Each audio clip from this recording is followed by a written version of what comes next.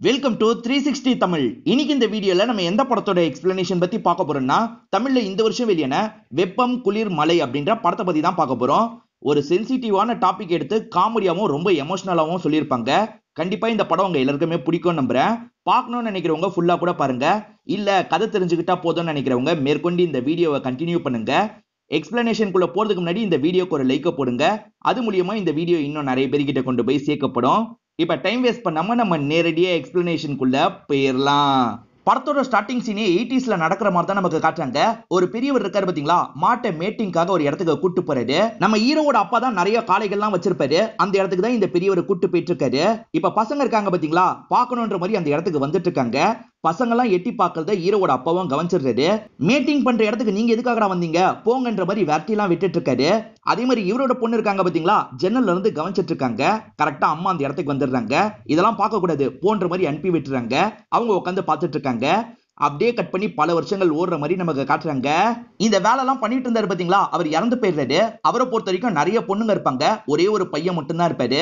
இப்ப அம்மா இருக்காங்கல்ல, பையனுக்கு பொண்ணு பார்க்கணும் அப்படின்ற மாதிரி ஒரு இடத்துக்கு கூட்டு வந்திருக்காங்க. இந்த பையன் பேரு பெத்த பெருமாள் அப்படின்றது. இவர் தான் இந்த படத்தோட ஹீரோவா இருப்பாரு.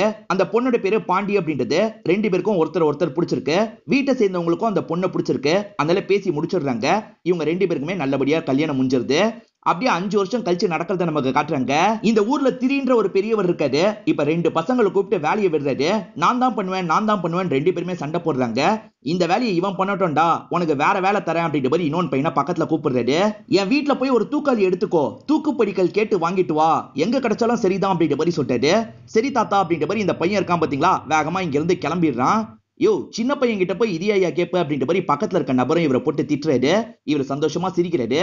தூக்கு படிக்கல்னா போக போக என்னன்றது உங்களுக்கு புரியும். இவனும் ஒவ்வொருத்தர்கிட்டயா வந்து தூக்கு படிக்கல் இருக்குமா அப்படின்ற மாதிரி கேக்குறான். ஜென்ஸ் எல்லாம் சிரிக்கிறாங்க. லேடிஸ் எல்லாம் போடான்ற மாதிரி திட்டி அனுப்பி விட்டுட்டு இருக்காங்க. தூக்கு படிக்கல்னா ஜென்ஸோட பிரைவேட் பட்டா தான் இருக்கும். இதெல்லாம் புரியாம தான் இந்த சின்ன பையன் ஒவ்வொருத்தர்கிட்டயா கேட்டுட்டு இருக்கான். இப்ப காந்தின்ற ஒரு நபர்கிட்ட வந்து கேக்குறான். அவரும் சத்தமா சிரிச்சிடுறாரு. என்கிட்ட தூக்குப்படிக்கல் கிடையாது, உன்னோட மாமா பெத்த பெருமாள் கிட்ட இருக்கும், கேட்டு வாங்கிக்கோ அப்படின்ற மாதிரி சொல்லிட்டாரு. ஏன்னா பெத்த பெருமாளுக்கு கல்யாணம் ஆகி 5 வருஷமா குழந்தை இல்ல, அதனால தான் கிண்டல் பண்றதுக்காக இப்படி பண்றாரு. இந்த பையனும் புரியாம ஹீரோ கிட்ட கேட்டுறான்.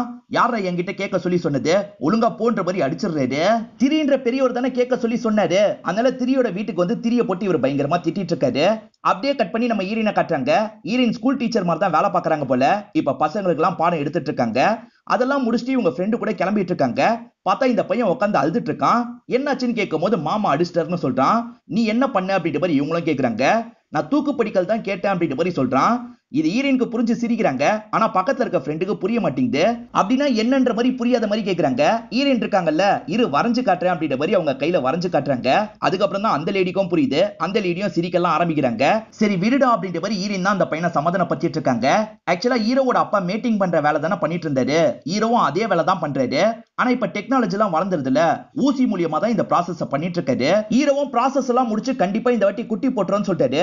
போன வாட்டியும் இந்த மாதிரி தான் சொன்னீங்க, ஆனா குட்டி போடவே இல்ல, இதுக்கு நீங்க சரிப்பட்டு வர மாட்டீங்கன்னு நினைக்கிறேன் அப்படின்ற மாதிரிலாம் அந்த நபர் கொஞ்சம் கிண்டல் பண்ற மாதிரி பேசுறான். ஹீரோக்கு செம்மையா கோவம் வருது.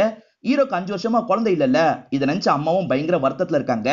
அப்பதான் இவங்களோட பொண்ணு இவங்களை பார்த்து பேசுறதுக்காக வீட்டுக்கு வந்திருக்காங்க. இந்த பொண்ணை பொறுத்த வரைக்கும் 16 வயசுல ஒரு பொண்ணு இருக்கா. பேசாம என் பொண்ணுக்கு தம்பியை கல்யாணம் பண்ணி வச்சிடலாம், அப்பதான் நீங்க பேரம்பேத்திய பார்க்க முடியும் அப்படின்ற மாதிரி சொல்லிட்டாங்க. எனக்கு சரிதான், அவன் தான் ஏத்துக்க மாட்டான் அப்படின்ற மாதிரி அம்மா சொல்றாங்க. பக்கத்து வீட்டு அக்கா இருக்காங்கல்ல, கொஞ்சோண்டு காஃபி பொடி வேணும் அப்படின்ற மாதிரி ஈரின் கிட்ட கேட்டு வாங்கிட்டு போறாங்க.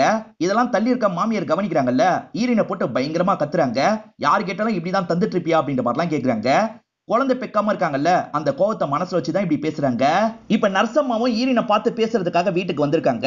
சில டிப்ஸ் எல்லாம் ஈரின் கிட்ட சொல்லிட்டு இருக்காங்க. நீங்களும் டிப்ஸ் சொல்லிட்டு தான் இருக்கீங்க, ஆனா குழந்தை கிடைக்க மாட்டேங்குது அப்படின்ற மாதிரி ஈரின் சொல்லிட்டாங்க. சில டிப்ஸ் எல்லாம் கேட்டு வச்சாங்க பாத்தீங்களா, அதை பத்திலாம் ஹஸ்பண்ட் கிட்ட சொல்றதுக்காக வராங்க.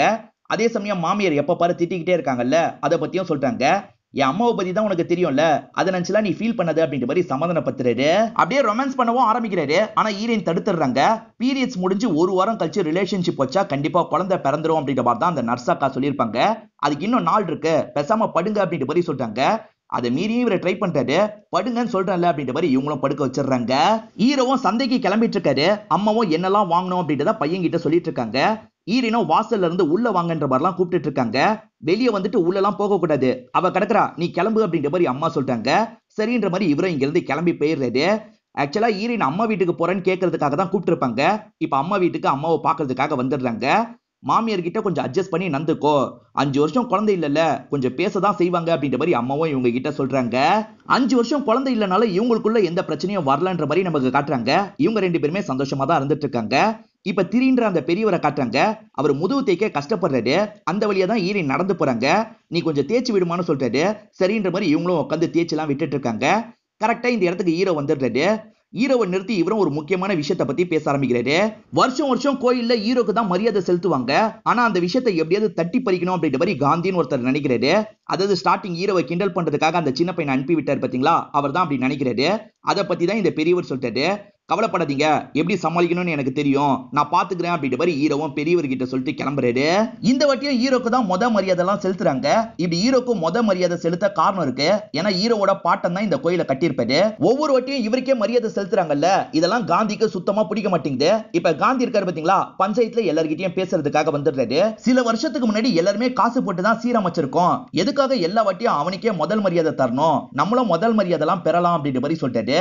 அவருக்கு கிடைக்கணும்ன்றதுக்காக தான் இப்படி பண்றாருன்னு ஹீரோக்கு புரியுது. ஊர் மக்களுக்காக பேசுற மாதிரி நடிக்காத, உனக்கு வேணும்னு கேட்டு வாங்கிக்கோ அப்படின்ற மாதிரிலாம் சொல்லிட்டாரு. நான் எனக்காக மட்டும் இதை பேசல, எல்லாருக்காகவும் தான் பேசுறேன் அப்படின்ற மாதிரி காந்தியும் பதிலுக்கு கோவப்படுறாரு. இந்த இடத்துல 2 பேருக்குள்ளேயும் வாக்குவாதம் ஏற்படுது. வாக்குவாதத்துல ஹீரோவோட மச்சான் வார்த்தையெல்லாம் விட்டுட்டு இருக்காரு. அதனால காந்தி கோவப்பட்டு என்ன பண்றானா, 5 வருஷம் ஆயிடுச்சு, இன்னும் குழந்தை இல்ல, நீ எல்லாம் பேசியா அப்படின்ற மாதிரி ஹீரோவை திட்டுற மாதிரி பேசிடுறான். இந்த வார்த்தையை சொன்னதுனால ஹீரோவும் கோவப்பட்டு அவன் கூட சண்டைக்காக போயிடுறாரு. இப்ப எல்லாருமே சேர்ந்து தான் சண்டையை தடுத்து வைக்கிறாங்க. காந்திக்கு தான் பயங்கரமா அடி விழுந்திருக்கும். ஹீரோவும் கோவமா இங்க இருந்து நடக்க ஆரம்பிக்கிறாரு. ஹீரோ விட்டு தந்துடலாம் அப்படின்ற மாதிரி நினைச்சிருப்பாரு. அதுக்குள்ள அவன் அந்த வார்த்தையை விட்டுருப்பான். அதனால தான் கோவப்பட்டு சண்டைலாம் போட்டிருப்பாரு. இதுக்கப்புறம் நான் விட்டு தந்தா இந்த குழந்தை இல்லாததுனால தான் நான் விட்டு தந்துட்டேன்னு நினைப்பாங்க. நான் முதல்ல குழந்தையை பெத்துக்கிறேன், அதுக்கப்புறம் இது எனக்கு தேவையே இல்லைன்ற மாதிரி அவனுக்கு விட்டு தந்துடுறேன் அப்படின்ற மாதிரிலாம் சொல்றாரு. மத்தவங்க மூலியமா ஹீரோயினுக்கு இந்த தகவல் தெரிய வந்துடும். என்னால் தானே உங்களுக்கு பஞ்சாயத்துல அசிங்கமாயிருச்சு, நீங்க வேணா வேற ஒரு பொண்ணை பாத்துருங்க அப்படின்ற மாதிரி சொல்லிட்டாங்க. அப்படியா சொல்ற, அப்ப பாத்திர வேண்டியதுதான் அப்படின்ற மாதிரி இவரும் எந்திரிச்சிடுறாரு. வேக வேகமா ட்ரெஸ் எல்லாம் போட்டுட்டு இருக்காரு. இவர் என்ன பண்றாரு அப்படின்ற மாதிரி இவங்களும் சிரிச்சுக்கிட்டே பாத்துட்டு இருக்காங்க. இப்ப இவரும் போன் எடுத்து ஏதோ ஒரு லேடிக்கு கால் பண்றாரு. அங்கேயே வெயிட் பண்ணு, நான் உடனே வந்துடுறேன் அப்படின்ற மாதிரிலாம் சொல்லிட்டு இருக்காரு. கோவப்பட்ட ஹீரோயின் இருக்காங்கல்ல, சட்டுன்னு போனை புடுங்கிடுறாங்க. எவடியவ என் ஹஸ்பண்ட் கூட பேசிட்டு இருக்க அப்படின்ற மாதிரிலாம் சொல்றாங்க. எதிர பார்த்தா இவர் மச்சானுக்கு தான் கால் பண்ணிருப்பாரு. எம்மா தாய, எனக்கு தான் அவன் கால் பண்ணிருக்கான் அப்படின்ற மாதிரி மச்சான் புரிய வைக்கிறாரு. இது தெரிஞ்சோனதான் ஹீரோயின் சிரிக்கிறாங்க. என்னமோ வேற பொண்ணை பாத்துக்க சொன்ன, இப்ப என்ன சொல்ற அப்படின்ற மாதிரிலாம் ஹஸ்பண்டே இவங்களை கட்டி பிடிக்கிறாரு. ஹீரோயின் ஒரு குறிப்பிட்ட நாள் ஒன்னா இருக்கணும்னு சொன்னாங்கல்ல, அது இந்த நாளா தான் இருக்கும். இவங்க ஒன்னா இருக்கலாம்னு நினைக்கும் போது அம்மா கதவை தட்டி ஹீரோவை கூப்பிடுறாங்க. ஒரு வேலை இருக்கு, சீக்கிரமா அந்த வேலையை போய் முடின்ற மாதிரி சொல்லிட்டாங்க. சரின்ற மாதிரி இவரும் ஏத்துக்கிறாரு. நான் போயிட்டு ஒரு அரை மணி நேரத்துல வந்துடுறேன், வெயிட் பண்ணு அப்படின்ற மாதிரி சொல்லிட்டாரு. ஒய்ஃபும் சரின்ற மாதிரி ஏத்துக்கிறாங்க. இவரும் அந்த வேலையெல்லாம் முடிக்கிறதுக்காக வந்துட்டு இருக்காரு. பார்த்தா காந்தியோட ஆட்கள் மறைஞ்சிருக்காங்க. இவர் வந்தோன்னு சட்டுன்னு அட்டாக் பண்றாங்க. இவரும் தடுத்து அவங்க கூட சண்டைலாம் போடுறாரு. இருந்தாலும் ஒரு ஸ்டேஜ்ல லாக் பண்ணிடுறாங்க. அப்பதான் மறைஞ்சிருக்க காந்தி அந்த இடத்துக்கு வராரு. காந்தி அடிச்சிட்டார்ல, பதிலுக்கு காந்தியும் பலார்னு கண்ணத்துல அறையிறாரு. அதுக்கப்புறம் விட்டுட்டு இங்க இருந்து கிளம்பி போயிடுறாங்க. இவர் லைட்டா காயத்தோட தான் வீட்டுக்கு வராரு. ஒய்ஃபும் காயத்தை பார்த்துட்டு என்னாச்சு அப்படின்ற மாதிரி கேக்குறாங்க. காந்திய பஞ்சாயத்துல வச்சு அடிச்சன்ல, அந்த கோவத்துக்காக இப்படி பண்ணிருக்கான் அப்படின்ற மாதிரி சொல்றாரு. சரி, மூஞ்சில எல்லாம் காயம் பட்டிருக்கு, நீங்க பேசாம படுங்க அப்படின்ற மாதிரி இவரை படுக்க வச்சிடுறாங்க. இவர் என்ன சொல்றாருன்னா, மூஞ்சில தானே காயம் பட்டிருக்கு, எனக்கு ஒன்னும் பிரச்சனை இல்லை அப்படின்ற மாதிரி சடனா இவங்களை கட்டி பிடிக்கிறாரு. 2 பேருமே இந்த இடத்துல ரொமான்ஸ் எல்லாம் பண்றாங்க. காந்தி ஆளை வச்சு அடிச்சிருக்காரு பாத்தீங்களா, இதெல்லாம் அம்மாக்கு தெரிய வந்துருது. இப்ப காந்தியோட அம்மா கிட்ட பிரச்சனை பண்றதுக்காக வந்துடுறாங்க. 2 பேருக்குள்ளேயும் வாக்குவாதம் எல்லாம் ஏற்படுது. மாத்தி மாத்தி அசிங்க அசிங்கமா பேசிக்கிறாங்க. அப்ப காந்தி அம்மா இருக்காங்கல்ல, இவருக்கு குழந்தை இல்லாம இருக்கிறத பத்தி சொல்றாங்க. இதனால அம்மாவால மேற்கொண்டு பேச முடியாம அங்க இருந்து கிளம்புறாங்க. ஒன்னால் தான் எல்லா இடத்தையும் எனக்கு அசிங்கம், கல்யாணம் ஆகி 5 வருஷம் ஆயிடுச்சு, இன்னும் புழு பூச்சி கூட முளைக்கல, எதுக்காக இங்க இருந்து எங்க உயிரை வாங்குற போன்ற மாதிரிலாம் திட்டிட்டு இருக்காங்க. மாமியார் ரொம்ப திட்டுறதுனால ஈரினும் நான் போக தான் போறேன் அப்படின்ற மாதிரி பேக் எல்லாம் எடுத்து வச்சுட்டு கிளம்ப பாக்குறாங்க. அப்ப பக்கத்துல இருக்க பேத்தி இருக்கா பாத்தீங்களா, மாமாவை நான் கல்யாணம் பண்ணிக்கிறேன்னு சொல்றா. உனக்கு என்ன வயசு ஆயிடுச்சுன்னு இந்த மாதிரிலாம் பேசிட்டு இருக்க அப்படின்ற மாதிரி ஈரினும் அந்த பொண்ணை போட்டு திட்டுறாங்க. அதே சமயம் மாமியார் இருக்காங்கல்ல, நீ எதுக்காக பெரியவங்க பேசிட்டு இருக்கும் போது குறுக்க வர, அமைதியாருன்ற மாதிரிலாம் பேத்தி கிட்ட சொல்லிட்டு இருக்காங்க. இந்த மாதிரி சண்டை நடந்துட்டு இருக்கும் போதுதான் பக்கத்து வீட்டு லேடி வராங்க. அவங்க சென்னையை சேர்ந்தவங்களா இருப்பாங்க. இவங்க கிட்ட சொல்லிட்டு போறதுக்காக வந்திருக்காங்க. ஒய்ஃபும் பொண்ணும் தான் வீட்டுக்கு போயிருப்பாங்க. ஹஸ்பண்ட் இருக்காரு பாத்தீங்களா, ஹீரோ கிட்ட தான் பேசிட்டு இருக்காரு. இப்ப இதுக்கெல்லாம் ட்ரீட்மெண்ட் வந்துருச்சு, 2 பேருமே நான் சொல்லிட்டு டாக்டரை போய் பாருங்கன்ற மாதிரி சொல்லிட்டாரு. அதெல்லாம் வேணாம், ஹீரோயின் ரொம்ப பயப்படுவா அப்படின்ற மாதிரி ஹீரோ சொல்லிட்டு இருக்காரு. அப்படியே கட் பண்ணி இந்த இடத்துல நமக்கு காட்டுறாங்க. ஹீரோயின் கிட்ட ஒய்ஃப் தான் அட்வைஸ் பண்ணிட்டு இருக்காங்க. எனக்கு போய் பார்க்கறதுல பிரச்சனை இல்ல, என் ஹஸ்பண்ட் தான் தயங்குவாரு, அதனால தான் நாங்க இதெல்லாம் பண்ணாம இருக்கோன்ற மாதிரி சொல்லிட்டு இருக்காங்க. ஆனா ஒய்ஃபுக்கு ட்ரீட்மெண்ட்டுக்கு போகணுன்ற மாதிரி ஒரு எண்ணம் வந்துருது. இத பத்தி ஹஸ்பண்ட் கிட்ட சொல்லிட்டு இருக்காங்க. ஆனா ஹஸ்பண்ட் என்ன சொல்லிட்டாருன்னா ஒவ்வொன்னு சொல்லி நம்மள பயம்புத்துவாங்க, அதெல்லாம் வேணான்ற மாதிரி சொல்லிட்டாரு. உன் அம்மா தான் அந்த கோயிலுக்கு போனா குழந்தை பிறந்துரும்னு சொல்றாங்கல்ல, நம்ம வேணா அந்த கோயிலுக்கு போயிட்டு வருவோம் அப்படின்ற மாதிரி சொல்லிட்டாரு. சரின்ற மாதிரி இவங்களும் இந்த இடத்துல சந்தோஷப்படுறாங்க. இப்ப 2 பேரோட ஃபேமிலியும் சேர்ந்த மாதிரி அந்த கோயிலுக்கு வந்துடுறாங்க. அங்க தொட்டி எல்லாம் கட்டிடுறாங்க. ஒரு வியாபாரியும் குழந்தைக்கு Dress வாங்கிட்டு போங்கன்னு சொல்லிட்டாரு. எனக்கு குழந்தை இல்லன்னு ஹீரோ சொல்லிட்டாரு. இந்த கோயிலுக்கு வந்துட்டீங்கல்ல, கண்டிப்பா குழந்தை கிடைச்சிரும், நம்பிக்கையோட Dress வாங்கிட்டு போங்கன்னு சொல்லிட்டாரு. இவரும் சந்தோஷப்பட்டு நிறைய Dress எல்லாம் குழந்தைக்காக வாங்கிடுறாரு. அதை எடுத்துட்டு வந்து ஒய்ஃப் கிட்ட காமிச்சிட்டு இருக்காரு. குழந்தை பிறக்கிறதுக்கு முன்னாடியே Dress எல்லாம் வாங்க கூடாதுன்னு பெரியவங்க சொல்லி வச்சிருக்காங்க போல. மாமியார் இருக்காங்கல்ல, இந்த மாதிரிலாம் பண்ணக்கூடாது அப்படின்ற மாதிரி இவர்கிட்ட சொல்லிட்டு இருக்காங்க. எப்படியும் குழந்தை பிறக்க தானே போகுது, அந்த Dress கடைக்காரனுக்கு இருக்க நம்பிக்கை உங்களுக்கு ஏன் இல்ல, ஏன் இப்படிலாம் பேசுறீங்கன்ற மாதிரி லைட்டா அழுதுகிட்டே கிளம்புறாரு. ஏமா அவரோட மனசை கஷ்டப்படுத்துறீங்க, சும்மா இருக்க வேண்டியதுதானே அப்படின்ற மாதிரி பொண்ணும் அம்மா மேல கோவப்பட்டு இருக்காங்க. ஹீரோ ஒவ்வொருத்தர் வீட்டுக்கும் இந்த ப்ராசஸ் பண்றதுக்காக வராருல, இவருக்கு 5 வருஷம் குழந்தை இல்லன்றத மனசுல வச்சு அவங்க சிரிக்கலாம் செய்யறாங்க. ஒவ்வொரு இடத்தையும் இவருக்கு அசிங்கமா இருக்கு, ரொம்ப ஃபீல் பண்றாரு. இப்ப நைட்டு ஒய்ஃபை படுத்து தூங்கிட்டு இருக்காங்க. இவர் இருக்காரு பாத்தீங்களா, அவங்க வயிற்றுல குழந்தை இருக்க மாதிரி நினைச்சு குழந்தைகிட்ட பேசுற மாதிரி பேசிட்டு இருக்காரு. இந்த சவுண்ட் கேட்டு ஈரின் முழிச்சிடுறாங்க. இவர் மன கஷ்டத்துல தனியா பேசிட்டு இருக்காரு அப்படின்றது ஈரினுக்கு புரிஞ்சிருது. ஏங்க தனியா பேசிட்டு இருக்கீங்க, நீங்க படுங்கன்ற மாதிரி சமாதானம் பத்தி இவரை படுக்க வச்சிடுறாங்க. இப்ப அம்மாவும் அக்காவும் சேர்ந்த மாதிரி இவர்கிட்ட பேச ஆரம்பிக்கிறாங்க. இன்னும் எவ்வளவு நாள்டா இந்த மாதிரி இருக்க போற, உன் மூலியமா கண்டிப்பா ஒரு வாரிசு தேவை, பேசாம பேத்திய கல்யாணம் பண்ணிக்கோ அப்படின்ற மாதிரிலாம் அம்மா சொல்லிட்டு இருக்காங்க. அதே தான் அக்கா சொல்றாங்க. அம்மா சொல்றாங்கன்னா நீயும் சொல்ற, வயசு வித்தியாசம் எவ்வளவுன்னு உனக்கு தெரியும்ல அப்படின்ற மாதிரி கோவமா திட்டிட்டு இவர் கிளம்பிடுறாரு. எப்படியாவது பேசி சம்மதிக்க வச்சிடலாம் அப்படின்ற மாதிரி இவங்க 2 பேரும் யோசிக்கிறாங்க. தூங்கிட்டு இருக்கும் போது ஹீரோக்கு கெட்ட கனவு வருது போல. அதாவது இவரோட குழந்தைய யாரோ தூக்கிட்டு போற மாதிரி தான் கனவு கண்டிருக்காரு. என் குழந்தை எங்க, என் குழந்தை எங்கன்னு ஒவ்வொரு இடமா தேடிட்டு இருக்காரு. ஒண்ணு இல்லைன்ற மாதிரி ஒய்ஃப் தான் சமாதானம் பத்தி தின்னூர்லாம் வச்சு இவரை படுக்க வைக்கிறாங்க. இவரோட நிலைமையை நினைச்சு லைட்டா இந்த இடத்துல ஃபீல்லாம் பண்ண ஆரம்பிக்கிறாங்க. மறுநாளும் அம்மா இருக்காங்கல்ல, சீக்கிரமா பேத்திய கல்யாணம் பண்ணிக்கோ, எனக்காக பண்ணுடா அப்படின்ற மாதிரிலாம் ரொம்ப கெஞ்சி கேட்டுட்டு இருக்காங்க. இந்த விஷயத்தெல்லாம் ஜன்னல் வழியா ஈரினும் கவனிச்சுட்டு தான் இருக்காங்க. ஹீரோ முடியவே முடியாதுன்னு சொல்லிடுறாரு. ஆனா ஈரின் இருக்காங்கல்ல, உங்க அம்மா சொல்றதும் சரிதான், பேசாம நீங்க கல்யாணம் பண்ணிக்கோங்க, நான் என்னோட அம்மா வீட்டுல இருக்கேன், நீங்க நடுவுல மட்டும் என்ன பாக்குறதுக்காக வாங்க, அதுவே போதும் அப்படின்ற மாதிரிலாம் சொல்லிட்டு இருக்காங்க. ஆனா இவர் விடாப்பிடியே ஏத்துக்க மாட்டேன் அப்படின்ற மாதிரி சொல்லிட்டாரு. அப்பதான் அம்மாவும் அழுதுகிட்டே வந்து ஒரு விஷயத்த சொல்றாங்க. ஈரினோட அம்மா இருக்காங்கல்ல, திடீர்னு இறந்து போயிட்டாங்க. இப்ப ஈரினும் இவரும் சேர்ந்த மாதிரி அம்மாவை பாக்குறதுக்காக அந்த இடத்துக்கு வந்துடுறாங்க. ஈரினுக்கு இருந்தது அம்மா மட்டும்தான், அவங்களும் போயிட்டாங்களேன்ற மாதிரி ஃபீல் பண்றாங்க. இப்ப நைட்டு நேரம் இவரும் வா கிளம்பலான்ற மாதிரி கூப்பிடுறாரு. இதுக்கப்புறம் நான் எங்கேயும் வரமாட்டேன், இங்கதான் இருப்பேன், நீங்க தயவு செஞ்சு போங்கன்னு சொல்லிட்டாங்க. சரி மனசு கஷ்டத்துல இருக்கா, அப்புறமா கூட்டு போய்க்கலாம் அப்படின்ற மாதிரி இவரும் பைக் எடுத்துட்டு கிளம்பிடுறாரு. அவர் கிளம்பி போனதுக்கு அப்புறம் இவங்களும் இந்த இடத்துல ஃபீல் பண்ணி அழுதுட்டு இருக்காங்க. கொஞ்ச நேரத்தையே ஹஸ்பண்ட் திரும்பி வந்துடுறாரு. ஆக்சுவலா அம்மா சாவியை விட்டு போயிருப்பாங்க, அது எடுக்கிறதுக்காக தான் வந்திருப்பாரு. ஒய்ஃப் அழுது இருக்கிறது இவருக்கு தெரியுது. அதனால ஒய்ஃபுக்கு பக்கத்துல உட்காந்து பேச ஆரம்பிக்கிறாரு. அந்த ட்ரீட்மெண்ட் பண்ணலாம்னு சொன்னல, வீட்டுக்கு தெரியாம அந்த ட்ரீட்மெண்ட்டுக்காக நம்ம 2 பேருமே போவோம்னு சொல்லிட்டாரு. இப்ப 2 பேருமே மாமியாருக்கு தெரியாம போகணுன்ற மாதிரி முடிவு பண்றாங்க. இவரு ஒரு டைமுக்கு பஸ் ஸ்டாப் வந்துடுறாரு. அவங்க பின்னாடியே கொஞ்ச நேரம் கழிச்சு வராங்க. 2 பேருமே ஒரு வழியா ஹாஸ்பிட்டலுக்கு வந்துடுறாங்க. இப்ப டாக்டரா இவங்க 2 பேர்கிட்டயும் பேசுறாரு. 2 பேருக்குமே டெஸ்ட் எடுக்கணும்னு சொல்லிட்டாரு. இப்ப ஈரின் இருக்காங்கல்ல, குழந்தை கண்டிப்பா கிடைச்சிரும்னு கேக்குறாங்க. இப்பெல்லாம் நிறைய மெத்தட் வந்துருச்சுமா, நீ கவலைப்படாம போலான்ற மாதிரி இவரும் சொல்லிட்டாரு. இப்ப நர்ஸும் ஹீரோ கிட்ட ஒரு டப்பாவை தராங்க. இல்ல உங்க சீமன் சாம்பிளை எடுக்கணும் அப்படின்ற மாதிரி சொல்றாங்க. ஒரு லேடி நர்ஸ் சொல்றாங்கல்ல, இதை கேட்டு இவர் டென்ஷன் ஆயிடுறாரு. இப்படிதான் ஒரு ஜென்ஸ் கிட்ட நீ பேசுவியா அப்படின்ற மாதிரிலாம் அவங்களை திட்டுறாரு. என்னால இதெல்லாம் எடுத்து தர முடியாது, இதுக்காக தான் ஹாஸ்பிட்டல்லாம் வேணான்னு சொன்ன அப்படின்ற மாதிரி பிரச்சனை பண்ணிட்டு இருக்காரு. ப்ளீஸுங்க இதை மட்டும் தந்துருங்க அப்படின்ற மாதிரிலாம் இவங்க சொல்றாங்க. சரின்ற மாதிரி இவரும் பாத்ரூமுக்கு போய் ட்ரை பண்றாரு. எனக்கு பதட்டமா இருக்கு, வரவே மாட்டேங்குது அப்படின்ற மாதிரி இவரும் ஒய்ஃப் கிட்ட சொல்லிட்டாரு. நான் வேணா வந்து ஹெல்ப் பண்ணுவா அப்படின்ற மாதிரி கேக்குறாங்க. இப்ப பக்கத்துல வந்து இவரை கிஸ்லாம் பண்ணிட்டு இருக்காங்க. இவங்க 2 பேர் ரொமான்ஸ் பண்ணிட்டு இருக்கும் போது நர்ஸும் ரெடியான்ற மாதிரி கேக்குறாங்க. இவரும் வேகமா அவங்க கேட்ட மாதிரியே எடுத்து தந்துடுறாரு. ஆனா கூச்சப்பட்டு வேகமா ஓடுறாரு. இதெல்லாம் அங்க இருக்க நர்ஸுங்க பார்த்து சிரிச்சிட்டு இருக்காங்க. மருமக ரொம்ப நேரமா வீட்டுல இல்லல, அவ எங்கடா போய் சுத்திட்டு வரா, இதெல்லாம் கேட்க மாட்டியா அப்படின்ற மாதிரி பையன் கிட்ட பேசிட்டு இருக்காங்க. இவருக்கு தான் எங்க போனாங்கன்னு தெரியும்ல, இவர் அம்மாவை குழப்புற மாதிரி என்னென்னமோ சொல்லி சமாளிச்சிடுறாரு. இப்ப ரிசல்ட் வாங்குறதுக்காக 2 பேருமே வந்திருக்காங்க. போன வாட்டியே நர்ஸுங்கெல்லாம் சிரிச்சாங்கல்ல, அதனால இவருக்கு உள்ள வரதுக்கு வெக்கமா இருக்கு. நீ மட்டும் போய் வாங்கிட்டு வா அப்படின்ற மாதிரி அனுப்பி வச்சிடுறாரு. ஒய்ஃபு போய் ரொம்ப நேரம் ஆயிருது, என்ன வரலன்ற மாதிரி யோசிக்கிறாரு. இப்போ ஒய்ஃப் இருக்காங்கல்ல, ஏதோ ஒரு விஷயத்தை நினைச்சு அழுகுறாங்க. என்ன விஷயம் உங்களுக்கு தெரிய வந்தது அப்படின்றது தெரியல. ஹஸ்பண்ட் கிட்ட வரும்போது மட்டும் கண்ணீர்லாம் தொடச்சிடுறாங்க. டாக்டர் என்ன சொன்னாரு, குழந்தை கிடைக்கும் தானே அப்படின்ற மாதிரி இவர் கேட்கிறாரு. குழந்தை கிடைக்குமா அப்படின்ற மாதிரி சொல்லிட்டாங்க. அதை கேட்கிற இவருமே பயங்கரமா சந்தோஷப்படுறாரு. மருமக இன்னைக்கும் ரொம்ப நேரம் காணாம போயிட்டாங்கல்ல, அதனால மாமியார் போட்டு அவங்கள பயங்கரமா திட்டுறாங்க. வீட்டுல எல்லா வேலையும் அப்படியே தான் இருக்கு, ஒழுங்கா வேலையை பாருன்னு சொல்லிட்டாங்க. இவங்களும் சரின்ற மாதிரி பாத்திரம் கழுவுற வேலையெல்லாம் பார்த்துட்டு இருக்காங்க. அப்பயும் மாமியார் சும்மா இருக்க மாட்டாங்க, இவங்களை திட்டிக்கிட்டே இருக்காங்க. வார்த்தைக்கு வார்த்தை மலடி மலடி அப்படின்ற மாதிரி சொல்லிட்டு இருக்காங்க. இதை கேட்டுட்டு இருக்க ஈரனுமே ஒரு ஸ்டேஜ்ல டென்ஷன் ஆயிடுறாங்க. நானா மலடி அப்படின்ற மாதிரிலாம் பதிலுக்கு கோவமா கத்துறாங்க. எப்பவுமே எதிர்த்தெல்லாம் பேச மாட்டாங்க, இன்னைக்கு எதிர்த்து பேசினதுனால மாமியாரும் ஸ்டன் ஆகி நிக்கிறாங்க. இந்த விஷயத்தெல்லாம் பையனும் கவனிச்சிடுறாரு. என் அம்மா மட்டும் தான் உன்னை மலடின்னு கூப்பிடுறாங்களா? இந்த ஊர்ல எல்லாருமே அப்படிதானே கூப்பிடுறாங்க, எதுக்காக இவ்வளவு கோவப்படுற அப்படின்ற மாதிரி ஹஸ்பண்டும் திட்டிட்டு போறாரு. இந்த இடத்துல தான் டாக்டர் சொன்னதை இவங்க யோசிச்சு பாக்குறாங்க. உனக்கு எந்த ப்ராப்ளமும் இல்ல, உன் ஹஸ்பண்டுக்கு தான் ப்ராப்ளம் அப்படின்ற மாதிரி சொல்லியிருப்பாரு. இது ஹஸ்பண்டுக்கு தெரிஞ்சா ரொம்ப ஃபீல் பண்ணுவாரு. இப்ப என்ன பண்றதுன்னு எனக்கு தெரியலமா அப்படின்ற மாதிரி அம்மாவோட போட்டோவை பார்த்து ஃபீல் பண்ணிட்டு இருக்காங்க. வேற ஒருத்தரோட விந்து அணுக்களை செலுத்தினா தானே உங்களுக்கு குழந்தை பிறக்கும், அந்த ப்ராசஸ பண்ணலாமா வேணாமான்னு யோசிக்கிறாங்க. இந்த ப்ராசஸ பத்தி சொன்னா ஹஸ்பண்ட பத்தியும் சொல்ல வேண்டி வரும்ல, அதனால இந்த ப்ராசஸ பத்தி ஹஸ்பண்ட் கிட்ட சொல்லக்கூடாதுன்னு நினைக்கிறாங்க. இவரு ஒவ்வொரு இடமா போய் பண்றாருல, அந்த ப்ராசஸ் தான் இவங்களுக்கும் நடக்குது அப்படின்ற மாதிரி நமக்கு காட்டுறாங்க. ஹஸ்பண்ட் கிட்ட சொல்லாம மறைக்கிறதே உங்களுக்கு கஷ்டமா இருக்கு.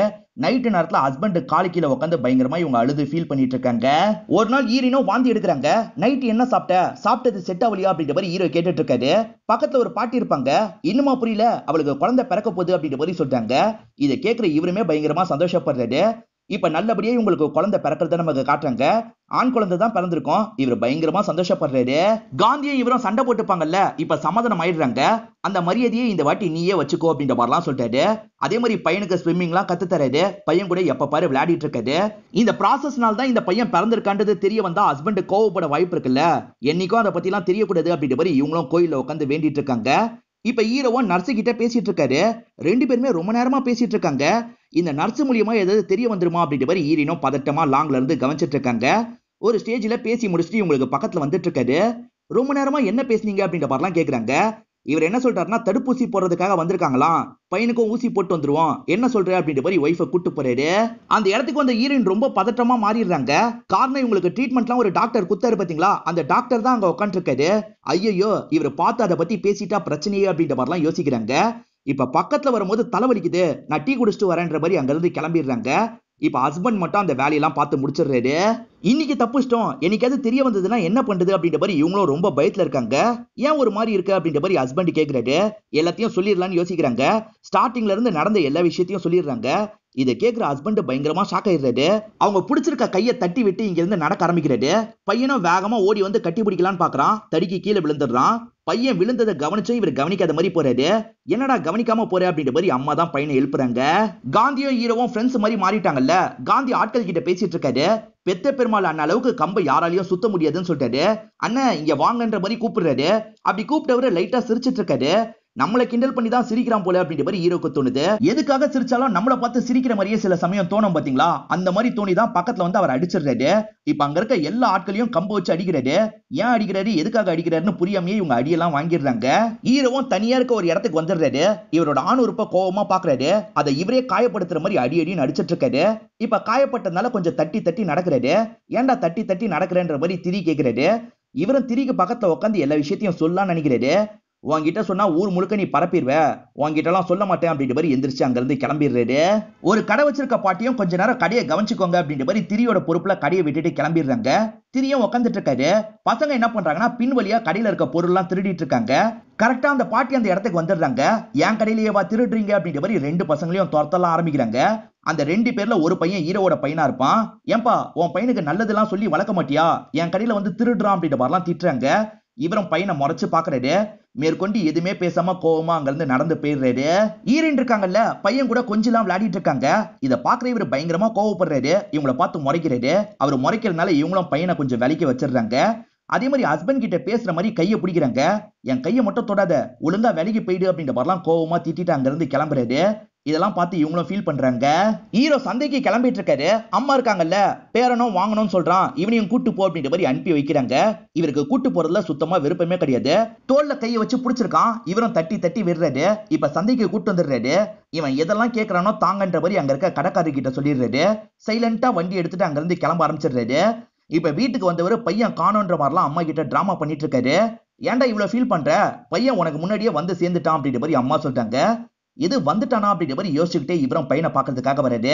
ஆக்சுவலா காந்தி இருக்காரு பாத்தீங்களா, பையன் அங்க தனியா இருக்கிறத பார்த்து வீட்டுக்கு கொண்டு வந்து விட்டுருப்பாரு. ஹஸ்பண்ட் தான் வேணும்ட்டே விட்டு வந்திருக்காருன்னு ஒய்ஃப்க்கு புரியுது. இவங்களும் ஹஸ்பண்ட முறைச்சு பாக்குறாங்க. இவங்க வீட்டுல ஒரு கிணறு இருக்கும். அந்த சின்ன பையன் இருக்கான் பாத்தீங்களா, அப்பா இந்த கிணத்துல நம்ம குளிக்கலாமா அப்படின்ற மாதிரிலாம் கேட்டுட்டு இருக்கான். இவரை இந்த கிணத்துக்குள்ள தள்ளி விட்டணும்னு நினைக்கிறாரு. சடனா தள்ளி விட்டு வேகமா வீட்டை விட்டு வெளியே போயிடுறாரு. கொஞ்ச நேரம் கழிச்சுதான் சவுண்ட் கேட்டு எல்லாருமே ஓடி வராங்க. இவர் அப்பயும் வெளியே தான் நின்னுட்டு இருக்காரு. இப்ப எல்லாருமே சேர்ந்த மாதிரி பையனை வெளியே எடுத்துடுறாங்க. அதுக்கப்புறம் தான் இவர் பாக்குறதுக்காக வராரு. இது ஹஸ்பண்ட் தான் பண்ணிருப்பாருன்னு ஒய்ஃப்க்கு தெரியுது. என் பையன் மேல கை வைக்காதீங்க, விலகி போங்கன்ற மாதிரிலாம் கோவமா திட்டுறாங்க. பையனை கொல்ற அளவுக்கு நம்ம போயிட்டுமே, நம்ம பண்றது பெரிய தப்பு அப்படின்ற மாதிரி இவரும் புரிஞ்சுக்கிறாரு. இப்ப நைட்டு சோகமா இவங்களை பாக்குறதுக்காக வீட்டுக்கு வராரு. இந்த ப்ராசஸ் மூலியமா நிறைய பேர் குழந்தை பெத்துட்டு தான் இருக்காங்க. இல்ல உங்களுக்கு என்ன பிரச்சனை அப்படின்ற மாதிரி கேக்குறாங்க. அவனை பார்க்கும் போதெல்லாம் என்னால முடியாதது தான் எனக்கு ஞாபகம் வருது, ரொம்ப கஷ்டமா இருக்கு அப்படின்ற மாதிரி ஃபீல் பண்ணி அழுவுறாரு. ரெண்டு பேருமே சேர்ந்த மாதிரி இந்த இடத்துல அழுதுட்டு இருக்காங்க. இவங்க ரெண்டு பேர் பேசிக்கிறது மூலியமா இதுக்கப்புறம் இந்த தப்பெல்லாம் பண்ணக்கூடாதுன்ற மாதிரி ஹீரோவும் யோசிக்கிறாரு. இப்ப ரெண்டு பேருமே இந்த இடத்துல சிரிக்கலாம் ஆரம்பிக்கிறாங்க. இப்ப ஹஸ்பண்ட் இவங்களை கட்டி பிடிச்சு ரொமான்ஸ் பண்ண ஆரம்பிக்கிறாரு. இவங்களும் சந்தோஷமா ரொமான்ஸ் பண்றாங்க. குழந்தை இல்லைன்னு உங்களுக்கு ஒரு பிரஷர் வந்தது பாத்தீங்களா, அதுக்கப்புறம் சந்தோஷமா இருக்கிறதுக்காக இவங்க சேர்ந்திருக்க மாட்டாங்க. ஒவ்வொரு வாட்டியும் குழந்தைக்காக சேரணும் அப்படின்ற மாதிரி தான் நினைச்சிருப்பாங்க. அதெல்லாம் தாண்டி இப்பதான் இவங்க சந்தோஷமா இருக்கணும்ன்றதுக்காக சேர்ந்திருக்காங்க.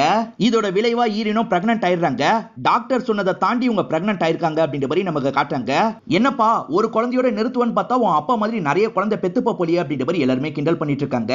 அதை கேட்டு சிரிச்சுக்கிட்டே இவங்க ரெண்டு பேருமே பையனை கூப்பிட்டு கிளம்புறாங்க. இதோடயே இந்த படம் முடியுது. இந்த படம் உங்க எல்லாருக்குமே பிடிச்சிருக்கும் நம்புறேன். இந்த வீடியோ உங்களுக்கு பிடிச்சிருந்ததுன்னா லைக் பண்ணுங்க, கமெண்ட் பண்ணுங்க, மறக்காம 360 தமிழ் சேனலை சப்ஸ்கிரைப் பண்ணுங்க. தொடர்ச்சியா இந்த மாதிரி வீடியோக்கள் வந்துகிட்டே தான் இருக்கும்.